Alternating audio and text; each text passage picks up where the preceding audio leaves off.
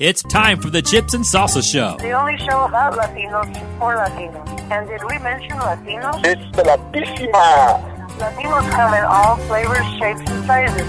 You don't have to be Latino to enjoy chips and salsa. People love chips and salsa. Hey, welcome to the Chips and Salsa Show, New Mexico.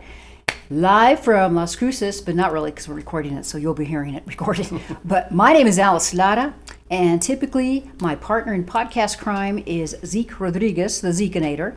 However, he's running a little late today. He's hoping to make it. He's headed back from El Paso. If he doesn't, that's okay. The show must go on. We'll do it. But in case you say, that's why we have that empty seat there, if you can see it.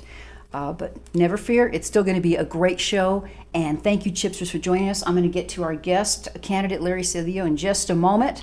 But I just want to remind you, I want to thank you first because, you know, we've very, very consistently have been getting some good views. And I think that is unfortunately because sometimes we still get, shadow ban or whatever you want to call it, because we may talk about subjects that social media doesn't like. But that's okay because we upload this to our YouTube channel, and then we also do it to our Rumble channel, and Rumble's a little better about not, censoring us, I should say. So if you haven't already, please go ahead and subscribe, follow us, because that's the key. And we get a lot of really good information that you're not going to catch everywhere at all. So please, we appreciate your help. A big shout out also to our production staff. We record here in the heart of Las Cruces, New Mexico, and this is at Organ Mountain Production Studios. And behind the screen, glass, whatever you want to say, the camera, is Joey Garza and his lovely wife Haley Garza, and they're the owners. Da da da da, and they do a great job. And if you'd like to do something like this, and you're here local in the area, give them a contact, and they can hook you up really good. So, all right, so let's see. What else did I want to say? Anything else? I think we're going to go ahead and get started with this. As you know, I belong to the CCIA, and that's the Coalition of Conservatives in Action. And we meet every Thursday at 6 p.m., and that's where I got to meet our guest, Larry Sedillo. And Larry he's a candidate for New Mexico House District number 34. Larry, welcome to the Chips and Salsa Show, New Mexico. Well, thank you very much.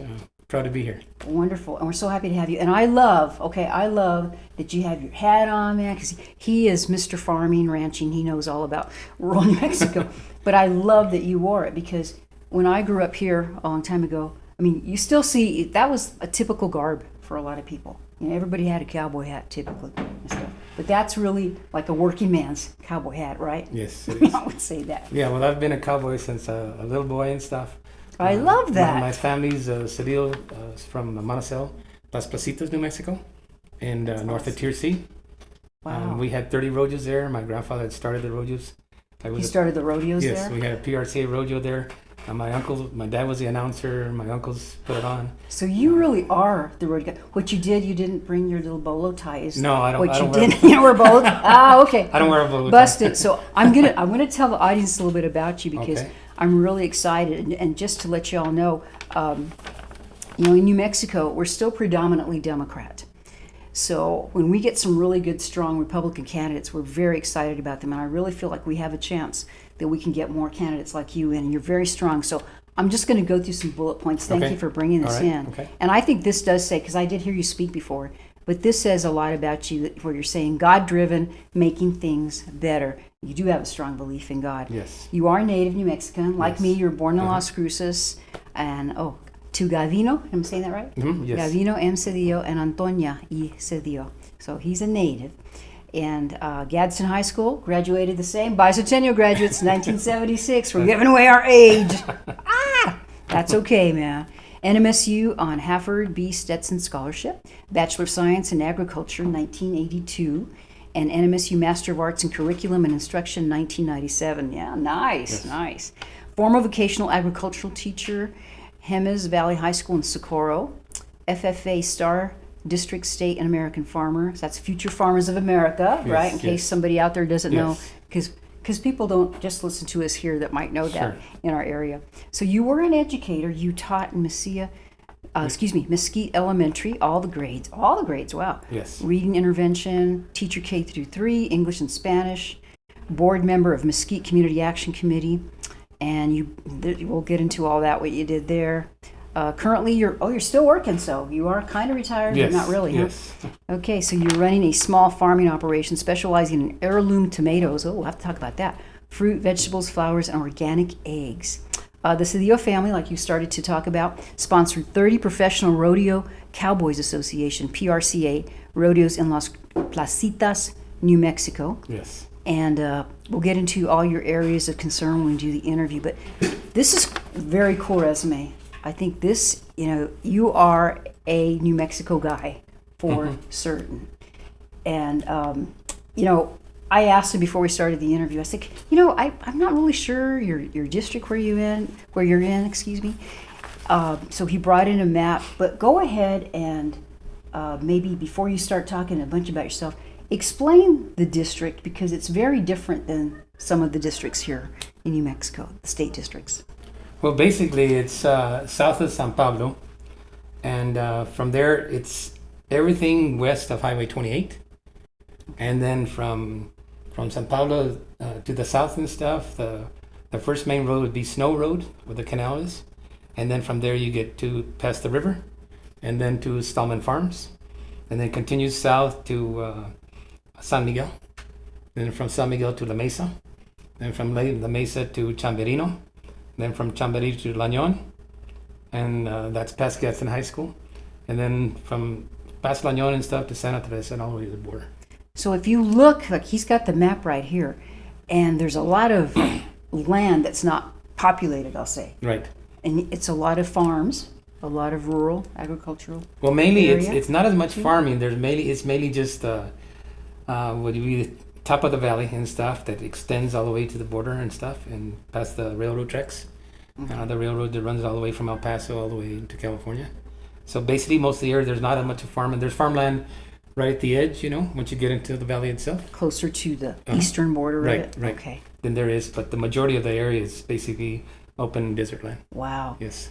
And I know that when I went to hear you speak, you just have a super extensive background in farming and ranching, you know about that. So let's see.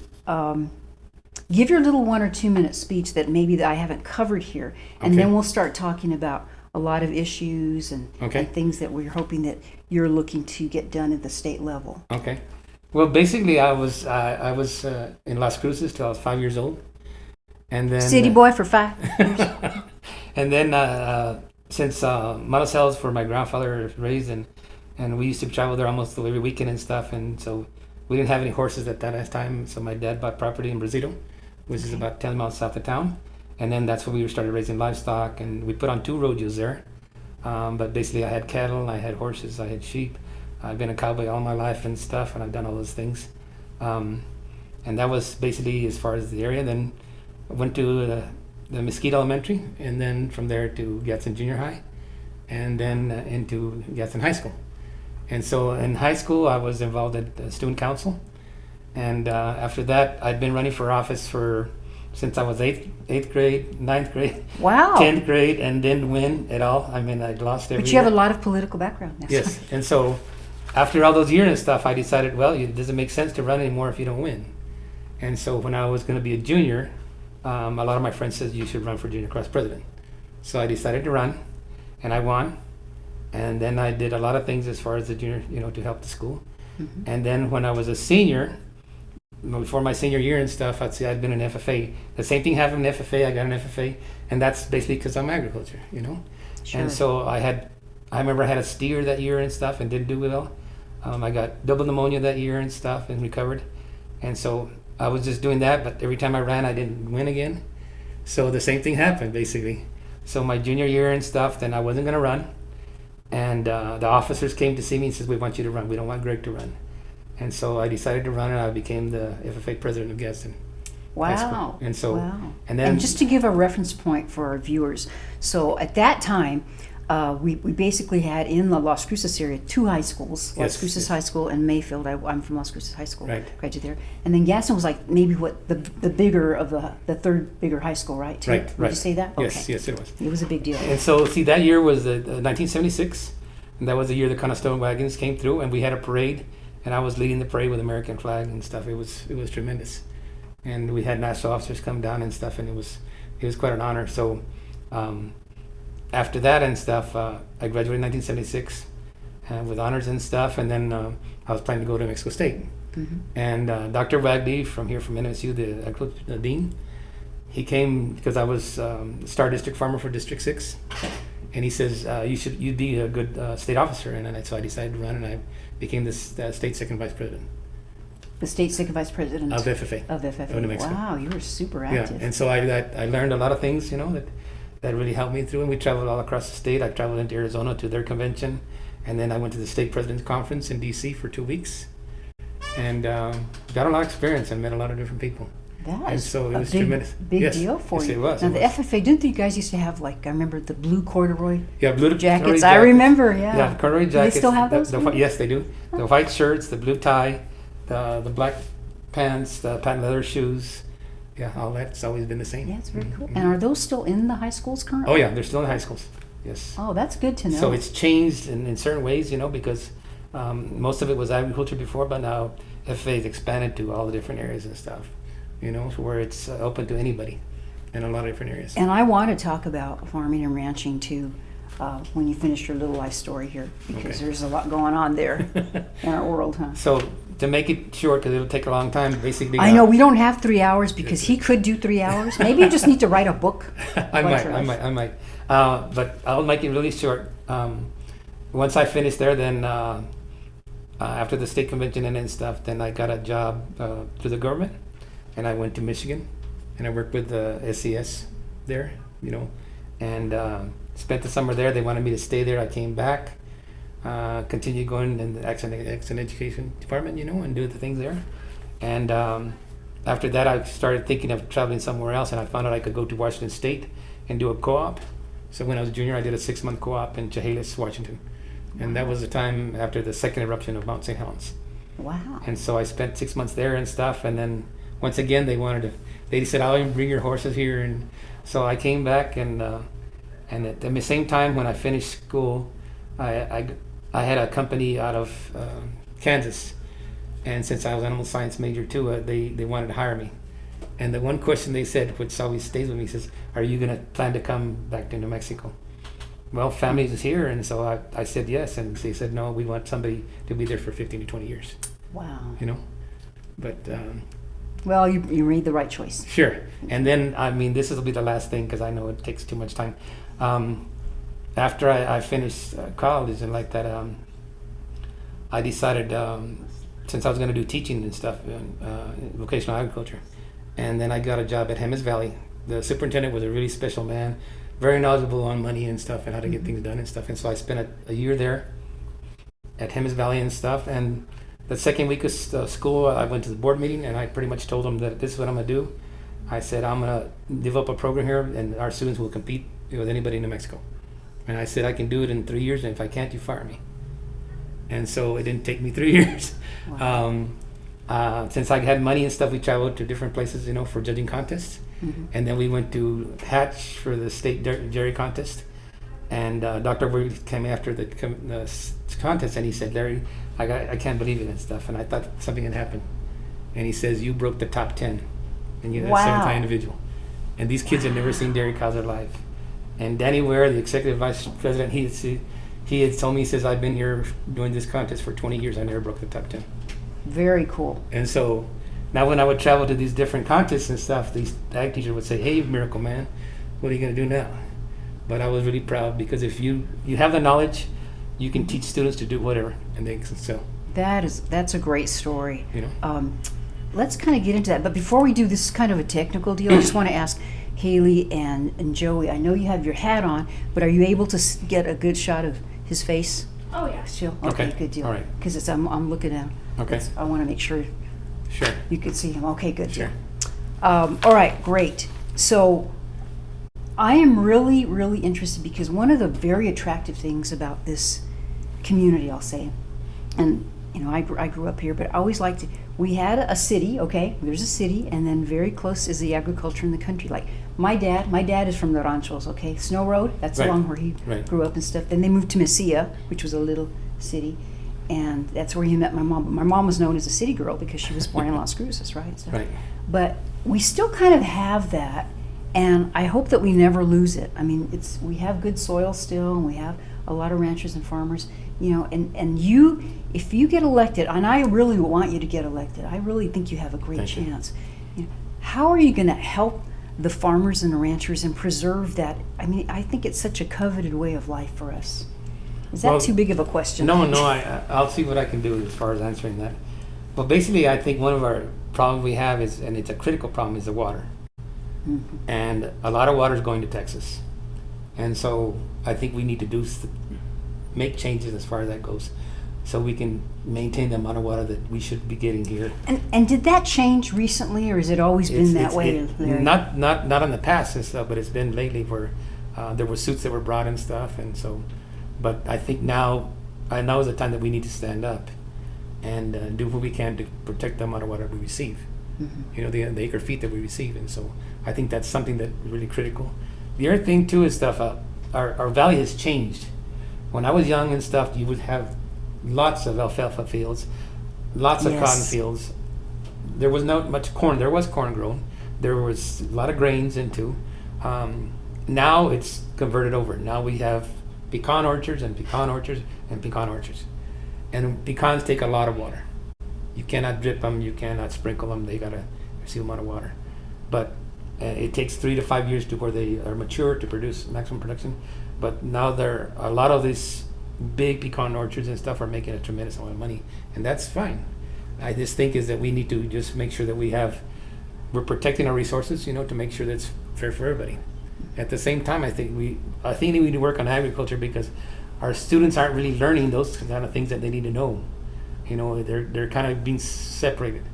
And when I was at Mesquite Elementary, I had an environmental park that I built, and I would teach the kids the basic things about soils and the way how things grow, and then how the nutrition that involves the fruits and the vegetables. And I think that's going to tie into vocational agriculture. And so I think we need to do something like that, set it up at the elementary level, the junior high level, and then by the time they're in high school, they have a lot of skills developing like that, and then it's going to open up opportunities for them.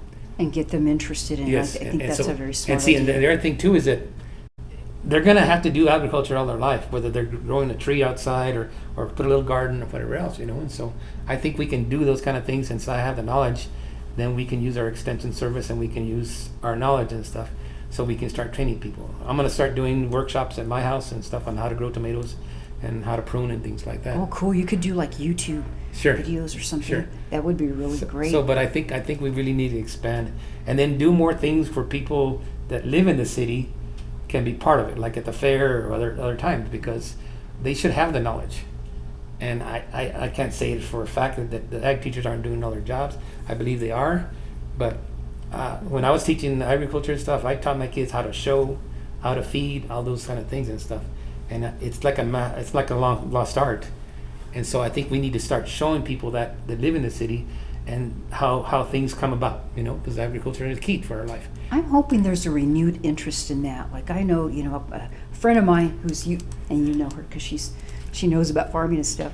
I want to get like a little garden, and I think a lot of people would like to do it, but like you say, they just don't know how. Right. But I want to ask you, so if you're at the state level, so again, I'm talking to Larry Sedillo, and he's a candidate for New Mexico House District 34.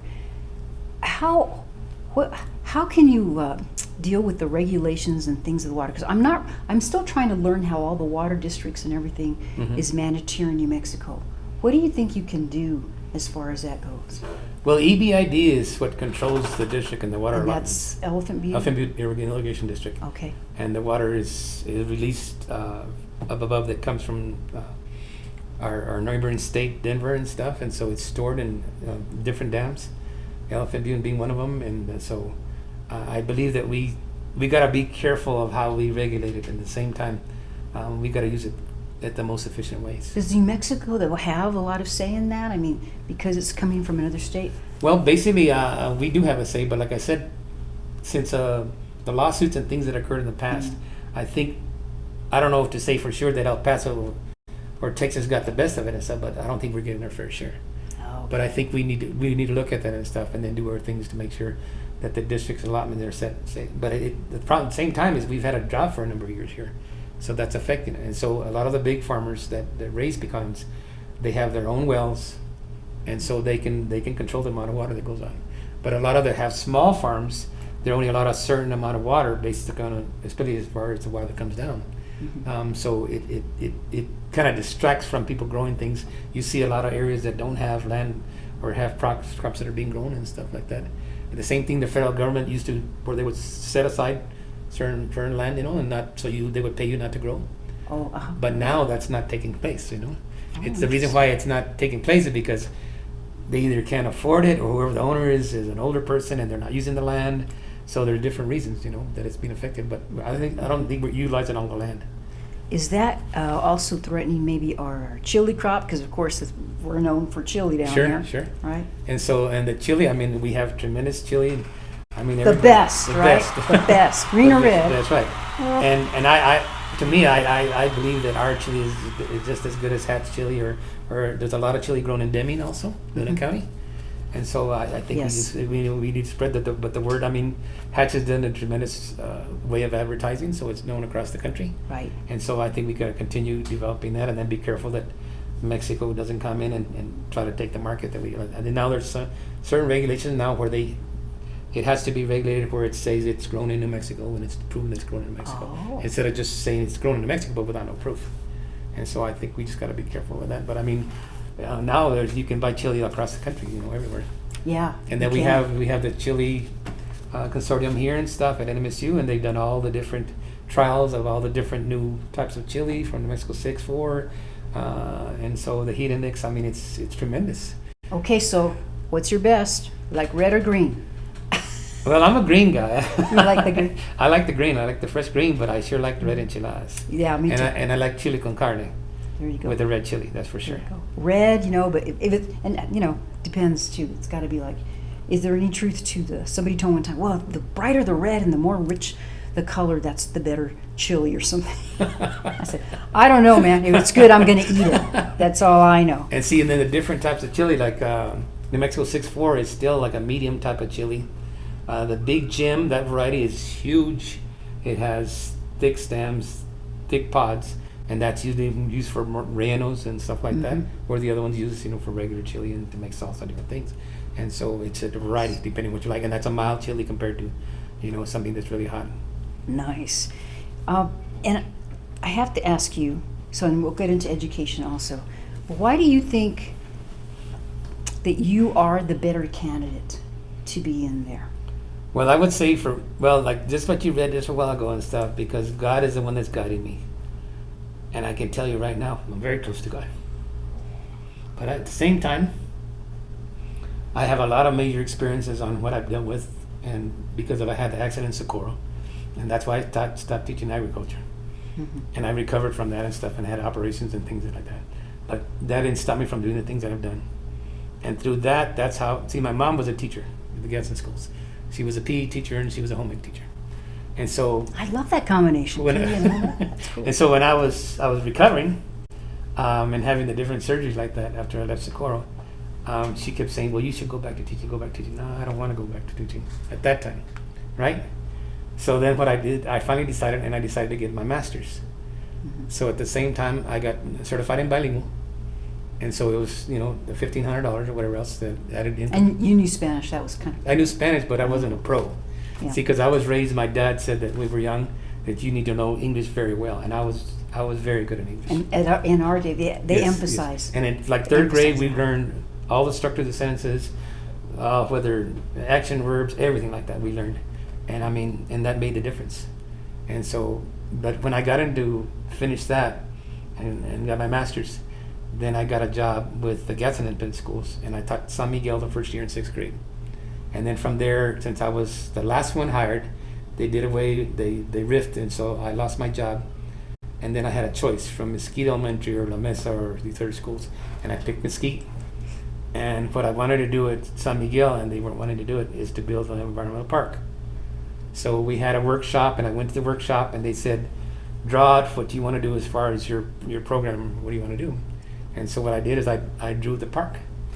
And then the park that I built in Mesquite Elementary and stuff was, it had everything from a desert forest with native trees, Chihuahuan. I had above ground beds with different vegetables. I had, oh my gosh, I had a grape arbor that had wine varieties in it. I had a walkway that went through the whole park itself. We had benches in there. You did the whole shebang, yes, Larry. yeah, Yeah. and it was a half acre. It wasn't. Next time I want to do something, I'm going to call this guy. And it was a half acre. It wasn't no little garden. And I'm going to tie into what I want to do here with Cruces. And so I did all that. And all we lacked was and we had the slab that we had made and stuff for the shade area or the meeting area. And all I needed was to complete the shade and a few other things, and then the park would be complete. But for whatever reasons and stuff, the district didn't want to do any more with it. So, and then I did propose it with Senator Murray K. Papin, and it's $200,000 to go to the legislature. Both House passed it, and our governor that year decided to veto it. So what time frame was that? I think that was 2000. It was past 2010, probably. We can blame the governor. Yeah. 2010 to 2015, somewhere in that area. That's what we're doing. Wow. So what was the reason given for veto? There was no reason. She didn't give a reason. I don't know why she took all the money in, but no one came to me and said, I want to see the park because we're deciding what we're going to keep. So no one from her department or Lieutenant Governor or her coming down. That's too bad. Her office came down to see what the park was, so I had no idea, but I know that it wouldn't have passed the two houses. It wasn't important to the state. Mm-hmm. Right, yeah. And so Mary Kay was, really the essential person that made it happen. So, I mean, I've had things happen negatively, and so it doesn't matter. We're going to continue working. Well, what I love, because, we're last in education here Yes, in we are. New Mexico. Yes, we are. And these are such great practical ideas. I mean, reading and writing, yes, all that is important too. And you being an educator to get in there and actually know what you're talking about. It breaks my heart because, Larry, when you and I were kids and going to school, I remember that they would talk about how, somebody would move here from California. Right. And the teachers would be saying, these kids are behind. Like Right. we were actually ahead, remember? Sure. And we had some, not every teacher was perfect, but I feel like I really got a good education. Yes. Both up through high school and then NMSU, because I'm an Aggie as well, Right. too. And, make education great again. Yes. And when I built the park, what I would do is I would go to all the classes, and especially during Earth Week and stuff, I would do programs for the kids. And what I felt is that, and that's what I learned when they moved me down from 6th grade to 2nd grade. And if you've never taught 2nd grade or 1st grade or kinder, you don't know how kids learn. And that's the key. You need to start them. And they're little sponges at That's that right. point, right? They're They just are. little sponges. And so what I would do is I'd take them to the park, and then I would have them see, and they would pick, if there was vegetables on or fruits on, they would pick one and they would just draw it. And then with that, because basically we see things through mental imaging, and people can visualize, they can see things clear. They could not see it for a week, and then you tell them to draw it, and they can draw it. It comes back to the memory. So with those kids, I would do that, and then I would have it. And then you can see who had the talent and who didn't have the talent. But it wasn't that. It was their ability to make visual images, to make the mental imaging. So what I would do is I would read a paragraph from a book, and then I would tell them these 10 questions or things that came from that story, whatever, And then usually they would score like from 2 to 3 points, 10. So then I would say, close your eyes now. I said, I'm going to read the same thing. You see the picture again. I said, then you'll answer the questions. So instead of getting 2 and 3, they were getting like 7 and 8 and 9. Because now, little kids there's so much stuff around them, they're just so easily distracted. It's a lot of distractions, Sure. right? Yeah, that's a lot of distractions. So then after that, they would really concentrate. And see, with a park, I could see something that's natural. It brings people closer to nature. And I had a student, I remember in the 3, 4, 5 combination that I taught, that really had problems. I mean, he was always causing problems. I took him to the park the first day, and he ran all through the park. Yeah. But every time he went there, he got better and better and better. And I remember too, when I did 6th grade and we were barely starting to develop the park. And one of my students was a girl, and I remember when she told me, she said, Mr. Sedillo, you know what you did? You gave us opportunity to do things on our own. That's a big deal. And you know, again, kind of switching gears, but not really, still staying in the education phase. There are a lot of concerns. I know you're aware of the referendums Yes. that we were trying to do, and things that are happening in the schools that, like, you know, it's amazing all the different things that teachers have to do or can't do, and the transgender issues. Yes. And things like that. I mean, you know, I know you have some thoughts about that, right? Well, I think we're getting away from the real purpose of education. And I think the same thing goes is that if we teach our kids things that are not conducive to learning, that shouldn't be taught to students at those grades and stuff, then we're taking away what their future is going to be. And I know that's why it goes back to the park and visual learning, because those kids, I mean, see, I ended up teaching reading intervention after I had major back surgery. And with reading intervention, I got really close, and I really got to where I could. And see, I think that's something that we got to do, because that'll take away from all that other stuff, is that when we teach the kids the basic things, the letters and the sounds. When I was in Mesquite Elementary, I tested every 2nd grader, every 1st grader, every kindergarten in the chip in those 2 different areas, which is the letters and sounds, and they would write the letters. And with that, then you can tell the teacher then basically this is how you need to start, because they know these letters and sounds, they don't. And what happens if you don't do that, or you don't test them, and I found too that when they would write the letters, if they were real scribbly everywhere, there's something wrong when they're either left hemisphere or right hemisphere that affects their learning. So if they needed to be tested, they could be tested early instead of waiting till 3rd grade or 4th grade or 5th grade. Mm-hmm. And if they don't know the letters and sounds, they can't make, you know, they can expand and stuff to where they can do sentences and all those other things. They can't do it. They can't make sense of it. It seems like it would really hamper their learning and keep them from succeeding. I have a question for you too, as educator. I don't know. Maybe you know. Do they teach handwriting in schools, cursive? Do you know if that's required? Because in Arizona, what happened a few years ago, they brought it back. They didn't have to, and then they decided, yes, in public schools, it is going to be mandatory that they teach the kids cursive. When I was teaching, that wasn't required. I don't think there was. Really, even back then? I think, well, earlier it was and stuff, but it seemed that there was an emphasis on that. But I'm sure that especially kindergarten, yes. Mm-hmm. 1st grade and stuff like that, I'm sure. We learned what, like 2nd or 3rd grade? I think it was 2nd grade we learned cursive. But it doesn't go up. I think once it's 2nd grade, it's more content. Mm-hmm. And then there's a lot more testing that's being done.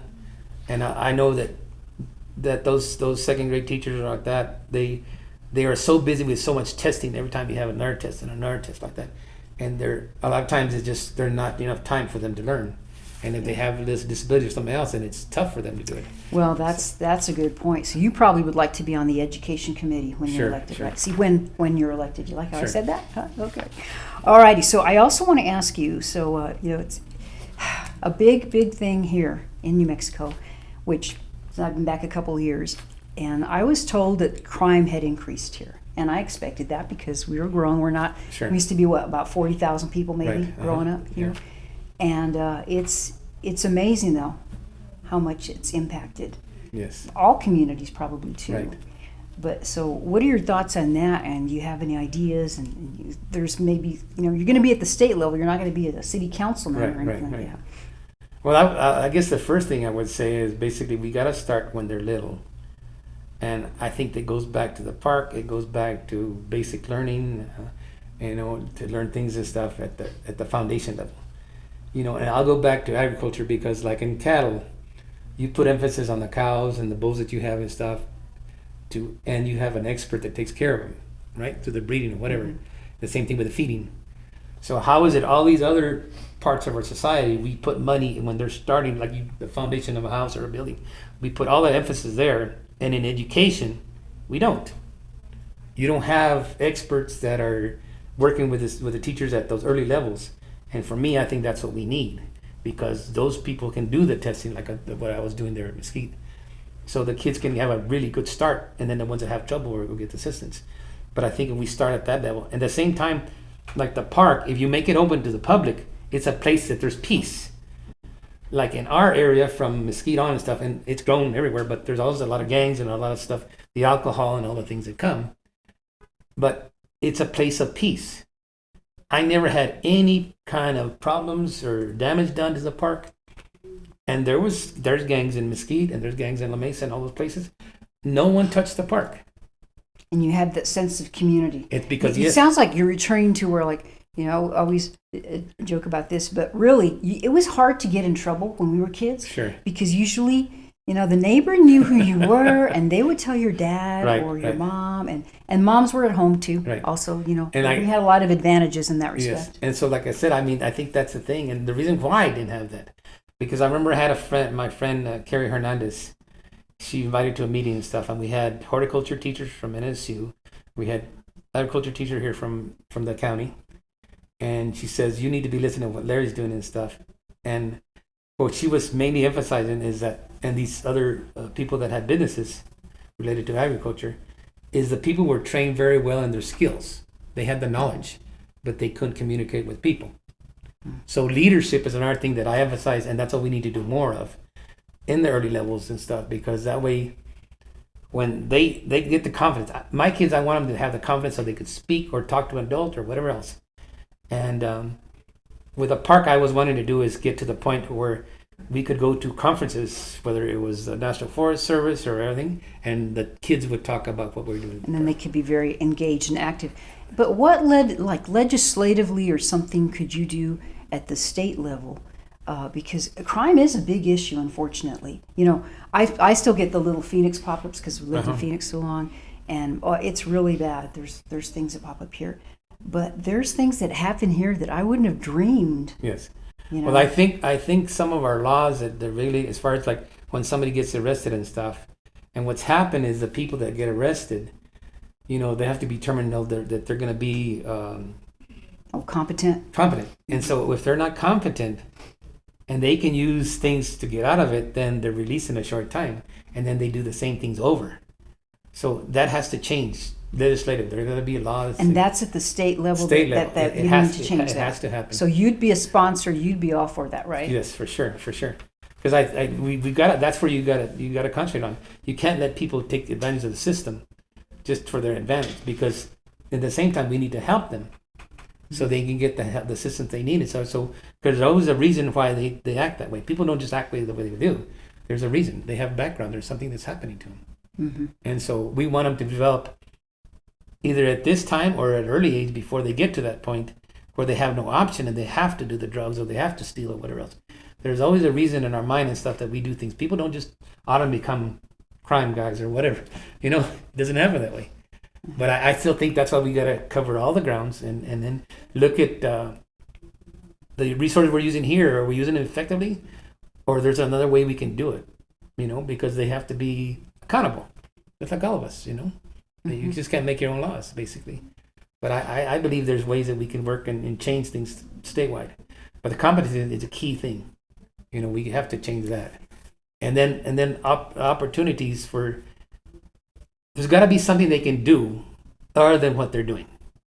You know what I mean? Because evidently stuff isn't working. It's not at this working. point. You know, there's got to be, whether it's working with a community or working with a business or whatever else. But we got to do programs that set up where we develop their confidence so they can deal with problems. Because a lot of times, if they were never raised or had so many problems, they cannot communicate or they don't have the confidence to deal with their own situations. Well, and it's hard because we don't have intact families. Yes, you know, yes. It's such a struggle and a challenge. The other thing I want to ask you about, so let's put you in the legislature right now if you're there, okay? And unfortunately, even if we get, you know, you and I would like a lot of conservatives Yes. to get into that new 2025 New Mexico legislature. But the fact of the matter is we're going to have a lot of non-conservatives, I'll say, okay? Uh-huh. So what is your plan to work with those people, with the Democrats, because we'll probably still be predominantly Democrat. And that's not that, you know, as I've explained on here before, New Mexico's a little different animal because we have some Democrats and they're big pro-lifers and also Second Amendment people as well. But what's your plan kind of that you think that you'd be better at working with them than your opponent may not? Well, I'm not gonna say anything about my opponent. You know, he does what he does, or you know what it's in their mind and stuff. But I believe I get along with the people and stuff, and I've been dealing with a lot of different people in different schools I work with, and all the organizations I've been part of. And one thing, and I talked to the legislative liaison here for NMSU that did get some money from the legislature, and I saw him about last week and stuff, and I told him one thing that I've done, and that's part of the MCAC group. And it's called the Mesquite Community Action Committee. Okay, I was going to look it up and say, okay, now what does that stand for again? Yeah. Thanks for doing that. And so we're not as active as before and stuff. And Arturo Uribe has been the leader. And so he has done a lot of good, but there was like 5 of us that did a lot of work to make things better in Mesquite and statewide. And we have Hellenic Chemical that's situated right in Mesquite proper, right across the railroad tracks. And each year they had a large tube that would come up, and they were mixing. I didn't know it at the time. I told our crossing guard to let me know, because every year they would start emitting these fumes in July, and it would all go all the way into November.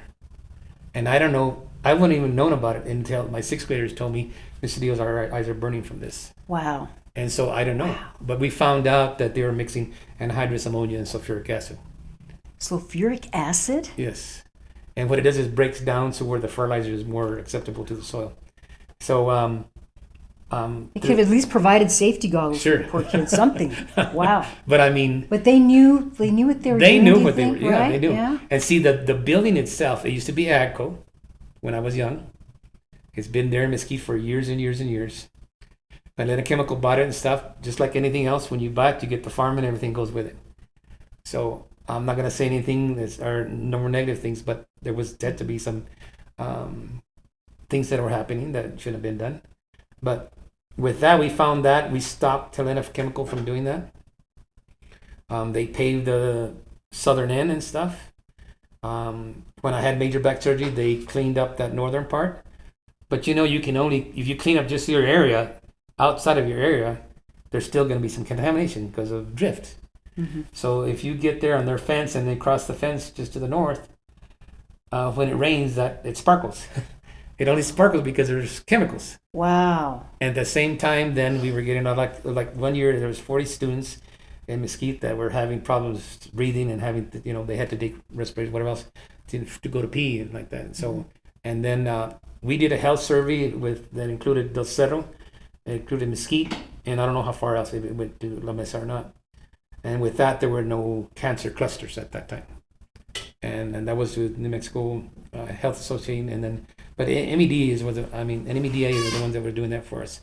And so there was no cancer clusters. People weren't getting, and the dairies do not cause people to get sick. If not, I'd have died a long time ago because I've been around manure all my life. And I still remember driving to El Paso. Yeah, we're passing the cows now. Yeah, we're passing them now. And the same thing goes, as like the cows don't cause it. And see, like Mesquite now has a group that takes care of all the sewers. There are no sewer systems now. It's all controlled by the city, and they helped us to take care of our situation at the school at that time, Mesquite. And but with all that and stuff, it's NMED came in and they put in 20 monitoring wells to monitor. They found there's a clay layer that's underneath the ground and stuff, and that keeps our aquifer protected. But remember that the ground things change. Yeah. And so you can't secure it. It's not like it's lock and key and never gonna happen. And so the state air quality board came down, had a meeting here, and it blew like crazy that day. And what happened to that? They because the county before, I guess for over 10 years, there was no air quality controls they didn't have a permit. No regulations. Huh? And so with that, they declined the permit and stuff. Then Hellenic Chemical sued the state. And through whatever reason and stuff, the Supreme Court were in favor of Hellenic Chemical. So now they don't have any controls. And so, but to me, I mean, we got to do, and just like I was telling that liaison, and he even told me, he says, you're acting like a Democrat. See, but the thing is, I help everybody, and so with the legislature, I'm gonna Well, why be did he say you're acting like a Democrat? because I was pro-environment. See, and that's a misnomer. That's I right. mean, you're a perfect example of that, because why would we want dirty air and water and Sure. our kids to be in danger? And see, So I'm so glad you're there to bust the myth, Larry. and see, the thing is too is that everybody wants good quality air and good water. Everybody does. Yeah. So you can't It's separate it. necessary, or we won't be here. That's right. Yeah. And so we got to protect it. But you got to stand up too, because Yes. it has to be done. We have things here in Cruces that, need to be adjusted. But for us, and I think it's because it's a small community and these big companies just take advantage and move in. We found through a person from Texas, South Texas, Mercedes, because they had a plant there and stuff. And he told us it was like a killing zone. And I didn't know any details about it and stuff. All I know is that they forced Helena Chemical to close the plant in Mercedes, Texas. And like I said, there's just like we had that hearing and stuff. I couldn't tell him. I said, I don't have proof that Helena Chemical is contaminating everything here. I said, I don't have a proof, but we got people that are getting sick. But at least you're willing to check it out, and that's why So you might be watching this interview, and you're thinking, well, I don't really live in that area. Why should I really support Larry? Well, if you like what you hear, though, when you think about it, he gets into the state legislature, and you live in New Mexico. He will be representing. He's a vote here for the whole New Mexico. So and I always say this to people, because even like your congressmen and other people, they represent the entire state. Yes. Of course, specifically, it is district number 34. I know that. And so I want to take a minute and give your information. So if people want to donate, and I always like to plug, because too, maybe you live in another state, maybe you live in another district or county here in New Mexico, but you can still support a good conservative if you like what you hear, and send them a few bucks. Because in the end, it's all about restoring our republic and getting us back on track. Mm-hmm. That's what we want to do. So Larry, I'm going to give out is that okay if I give out your Gmail? All right. So you can reach him if you'd like to contact. What about the phone number? Is that okay? Same, that's fine. If you'd like to contact him directly, then you can reach Larry Sedillo at L Sedillo, so that's LSEDILLO 38 at gmail.com. So I'm going to say that again, and we'll have this for you, on underneath our YouTube and everything. LCedillo38 at gmail.com. Nice and easy. Or you can call him directly. Right. And I mean, this guy has a lot of information. 575-405-7744. Again, that's 575-405-7744. Okay, so I think we're kind of down yet to our last 10 minutes or so. Is there anything that we haven't covered you'd like to talk about? And then I'd also kind of like to talk about your take on a small business and keeping. There was just an article about New Mexico is losing population. Mm-hmm. I mean, this is such a rich, wonderful state with such a really good vibe. Yes. Too. I mean, I'm gonna kind of hand it to you on that. What have we not talked about? Well, I think a lot of the things that we've talked about, but I mean, my main emphasis is going to be the reading, because that needs to be done. We're sitting 49th, I believe, still in the country. Gosh, I thought we were even 50th. Or somebody said 51st. But not acceptable. I believe we need to do some of the things that I've mentioned and stuff, and it has to do with testing early. And that's the letters and the sounds and stuff like that. That's just basic ground level. That has to be done. And see, I taught Spanish and English reading. And I usually had between 94 and 95% of my students that were out of my program and back in the classroom at a reading level. And I don't know if anybody would say this, but you start from the bottom. And see, in 2018, when I finished like that, we became an A school. And we had been a D school and a C school like that, and we became an A school. And I told my principal that year, how do we get to A? She says the lower 25% of our students scored the most gains. Those are my students. Because I taught the kids like that. And so those kids got better and better and better. And see, I've been writing books. I haven't published them. I'm going to publish them. And they're in Spanish and English. And some are 3 and 4 and 5 and 7 syllable words. And the Rios and Montañas is one. One is about primavera. But if you teach the kids to break the words in syllables and then say the whole word, they're I able remember. to read. That's how we used to do it. And do they have reading circles still? Remember the little reading circles? Yeah, I think so. Okay, I don't want to brag. Yeah, yeah. Oh, I love to read. I always love to read. But I'm And telling you, circles? it's once they get the confidence, and that same thing I would teach leadership. That last year that I did it stuff, I would show them. I'd get up there like I was reading and stuff, and I would show them, and then I would put my hand on one side, or and they would laugh and like that and stuff. But then they would show them, and see, and in reading is just like talking. It's the same thing. And so then I would take them to the cafeteria, and then we had some parents there and stuff, and then they would take either a paragraph or whatever else, and they would read there in the cafeteria, and they would hear their voice, and I'm telling you, the kids just, and I believe with all that I did, then those students just became better and better and better in reading. And if you're better in reading, you're going to be better in social studies, in math, and everything else, because you can visualize things, and then you make sense of things.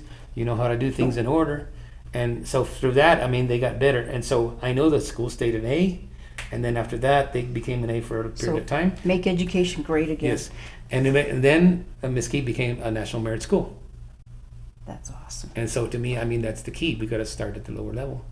But I mean, that's something that's really key and stuff. And then with vocational agriculture and stuff, we have to emphasize it. And at the same time, we got to bring the kids together.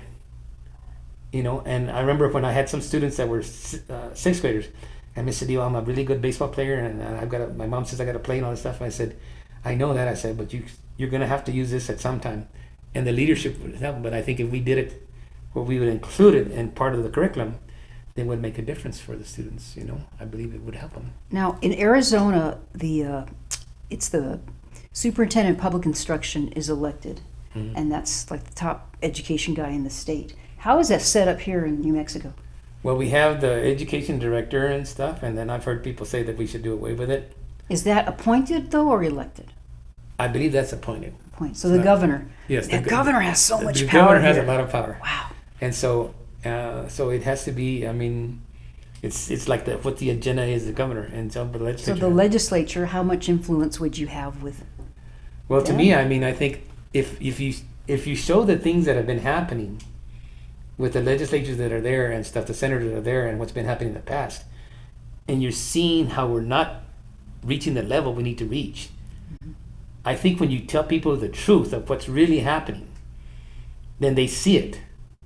You know, if you don't expose them to the things that are being brought down by the governor or by the Democrats or whoever, then you really don't know. You don't know. Yeah. You know, and information is so important. You have to be knowledgeable. Absolutely. And then how do you, since we're talking about the education, I don't know what the expenses are, but New Mexico has money.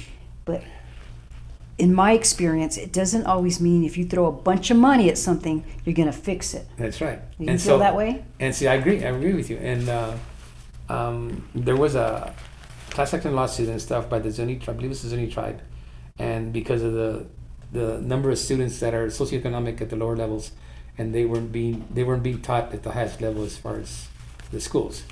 So they won that case and stuff, and then the legislature, I think I may be mistaken as far as the amount, but I think it was close to $1 million, and they were given a lot of money, but where was the accountability of the money that was given? Well, and that's the key too. And so it has to be accountability. It has to be accountability, and I want to make sure whatever's given to the schools, the districts, it has to be accounted for. It can't just to go because the superintendent wants this or the board wants this. It has to be accountable. But ultimately, the students are the key. That's where the money should be going to. There still has to be money for teachers. And see, I was part of the AFT, and I was a representative for many years to represent our teachers. And so I feel proud of what I've done like that. But at the same time, the students have to be number one. But it also goes back to stuff when you're hiring principals and hiring administrators. What is the criteria? Because a lot of times there's not criteria on how they're selected. I think that needs to be changed. There should be criteria of what the principal does each year, how they're evaluated. When I was there and stuff, before they changed it, the teachers had a say on whether that principal would be kept another year. Oh, so now it's the school boards. That was taken out. Right. Oh, okay. And so the evaluation, there's no input as far as I know. At the state level, it's hard because those are individual schools. We just have a few minutes, and I have to get your thoughts on the border. Okay. Okay. Now, I think we are right here at the border. We've got a southern border. Sure. However, I think, and tell me if I'm wrong, you'd know better than me, but I think a lot of them that illegally cross, they just keep going because there isn't that much for them to stay here in New Mexico, and they go to other places. Right. But, that impacts our state, Yes, whether it we does. like it or not. Yes, it does.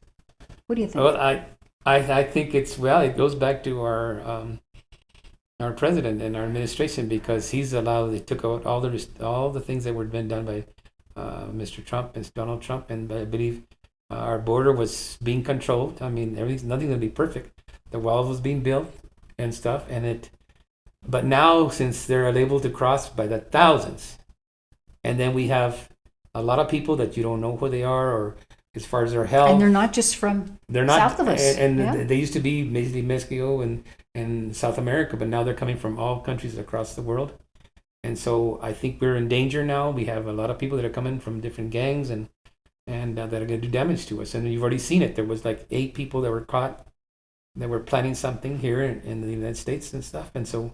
And then we've had ladies that have been affected and killed because of illegals and like that. So I think we've got to stand up. We've got to stand up. Is there anything that you would push on the state level to do that? Our governor doesn't seem to be, well, I think she showed a little bit of interest. I'm not sure how legit that was, but.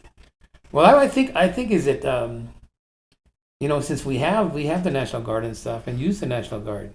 I mean, that's the purpose of it, to protect our country, especially our state and stuff. It's their border, and if the Border Patrol needs help, that would be an effective way. And so. And we've got. We do. Border checkpoints. That's right. And And things so like that. I think we need to do that, and I think that's something that could be used instead of just saying, well, I'm going to do it. It's up to the federal government to take care of it. But the federal government is pretty much let everything go. So they're not even hardly vetted and stuff. So there's not catch and release now. There's just gone. Come on in, yeah. Yeah, come on in. And so it's, and I think the things that he's trying to do now, our president and stuff, is they're like little tiny band-aids that are going to do nothing to And the stop timing flow. is interesting. That's right. That's right. The election That's right. year So- is coming. But I believe that we've got to start doing more of our part. Where Texas done more than anybody in the country to protect the border. And so since they've done a good job, now they're coming to us, and they're coming to Arizona, and they're going to California. And I have one quick question also I want to ask you about. Pro-life. That's another thing that amazed me when I moved back here, is abortion is legal here up until birth. And there was just a recent article about, I don't even want to say how many abortions that happened here, because I know a lot of people come from Texas, as you mentioned. Thoughts on that? I know we're down to just a couple minutes. Well, you know that I believe in God and stuff, and I'm pro-life. And so, I think we got to be careful. You can't decide for a person to make a decision on their health and whatever else. At the same time, if there's a possibility we can save that life, we can do it. If it needs to be done, it needs to be done. But I'm not going to make a judgment and say, well, it has to be this way or it has to be that way. But But do you think until, virtually no limits here? That's right. But I don't think it should be no limits. I think, especially a late-term abortion and stuff, that it's almost becoming a live person, and you're taking the life. So I heard recently California is considering legislation post birth. Right. That's just wild. That's blowing my mind. That's right. That's crazy. I don't understand that. But it's like taking our taking life away, basically. It is. It's a So sin against God. It's a tough situation. It is. It's very hard. Okay, I want to give you 30 seconds. This has been great. You've been giving us so much information and been so patient with me. And I want to apologize to the audience. It looks like Zeke didn't make it to the show. He had stuff going on, but that's okay. I'm sure he'll be back again with us next week here on the Chips and Salsa Show, New Mexico. So I'm going to give you 30 seconds, give out your website and your little speech on vote for me, buddy. Okay. Well, basically, I'd appreciate any support, whether it's monetary support or support through whether it's putting up signs or going house to house and all those kind of things. I have a lot of people that I know in the valley that are going to be helping me, and God's provided that. I know that everything's going to happen the right way and stuff. And like I said, I'm meeting all the leaders because I need to know what they have planned for the future. You got to know what's going to happen, because you can't just base it on what's happened. And I remember a friend told me one time, he says, if you have a question or something and it's a circus, you don't go to the clown, you go to the headmaster. I like that. And so for me, that's the key. We got a lot of clowns there. Hopefully you can find a good headmaster. Yeah. But I tell you, so I mean, I feel very confident. I feel very fortunate I'm able to run. And I will do many things for New Mexico. Awesome. But for me, I mean, the power is here. It's power through here and through God. And my experiences will show, because I've done many things to make things better for people. And we got to emphasize kids. That's our future. And to me, I mean, I think that's another reason I'm running. It's the right time, and it's the right time to make the changes. Awesome. Good job there. Okay, so I want to go ahead and if you want to get a hold of him, so it's Larry M. Sedillo. He's a candidate for New Mexico House District 34. You can call him direct and talk to him. I love when candidates give their phone numbers.